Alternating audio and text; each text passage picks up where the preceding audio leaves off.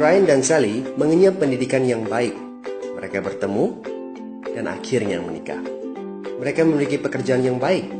Brian memiliki jabatan tinggi di sebuah perusahaan multinasional, berpenghasilan besar, mendapat fasilitas dari kantor berupa mobil dan rumah. Mereka sangat menikmati hidup. Sering nongkrong bersama di coffee shop sepulang kantor, nonton di bioskop, mampu membeli baju dan tas yang matching, dan pergi berlibur sesekali. Tapi, kenyataan sebenarnya tidaklah demikian.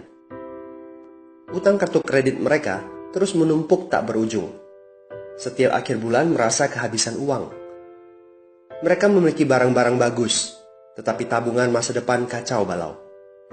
Brian dengan mudah membeli ini, tapi bukan ini. Tabungan 100 juta pun rasanya masih jauh sekali.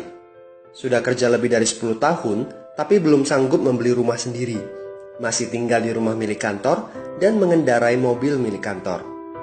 Tanpa disadari, keluarga ini menggali lubang kemiskinan. Keuangan mereka hanya cukup untuk membiayai kehidupan keluarga saat ini. Mereka harus terus bekerja untuk menghasilkan uang. Pertanyaan yang paling ditakutkan adalah bagaimana jika mereka sudah tua, kemampuan bekerja sudah menurun, atau salah satu anggota keluarga terdiagnosa penyakit serius yang membutuhkan biaya yang sangat besar. Apakah kehidupan Brian dan Sally mencerminkan kehidupan Anda? Apakah saat ini Anda memiliki penghasilan, tetapi sebelum akhir bulan sudah merasa kehabisan uang? Memiliki hutang berkepanjangan yang tidak ada habisnya? Memiliki barang-barang bagus, tetapi khawatir karena tidak punya tabungan? Memiliki hidup yang berkecukupan, tetapi khawatir tidak mampu menyekolahkan anak-anak dengan baik?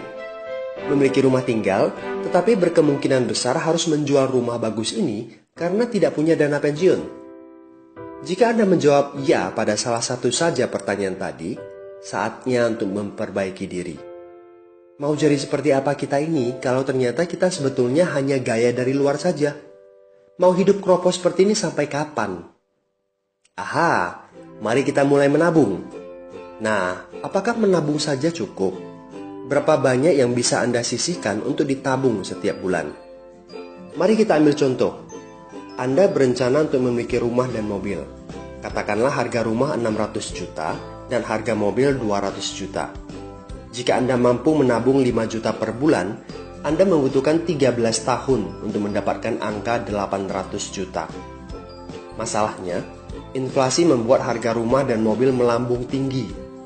800 juta akan menjadi 2,7 miliar 13 tahun kemudian, jika kita asumsikan rata-rata kenaikan barang 10% per tahun. Ini masih soal impian untuk membeli rumah dan mobil.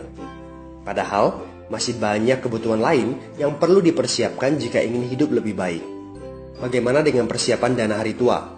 Agar di saat tua dan tidak sanggup bekerja lagi, Anda punya tabungan yang cukup untuk kebutuhan sehari-hari. Asuransi untuk keluarga? Dana pendidikan untuk anak-anak?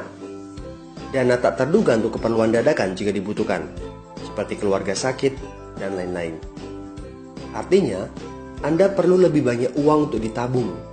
Bayangkan jika satu bulan Anda hanya bisa menabung kurang dari 5 juta. Sudah jelas, jika langkah Anda hanyalah menabung, Anda seperti sedang menggali lubang kemiskinan. Hal utama yang perlu Anda lakukan adalah meningkatkan penghasilan Anda. Anda mungkin bertanya bagaimana saya bisa melakukan itu dengan segala kesibukan yang saya miliki sekarang. Apakah saya bisa tetap mencari income tambahan di luar sana tanpa mengganggu pekerjaan utama saya? Seandainya bisa, apa yang bisa saya kerjakan saat ini? Nah, langkah pertama yang perlu Anda lakukan saat ini adalah menghubungi teman yang menunjukkan video ini kepada Anda.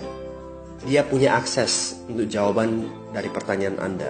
Informasi, itu yang Anda butuhkan saat ini.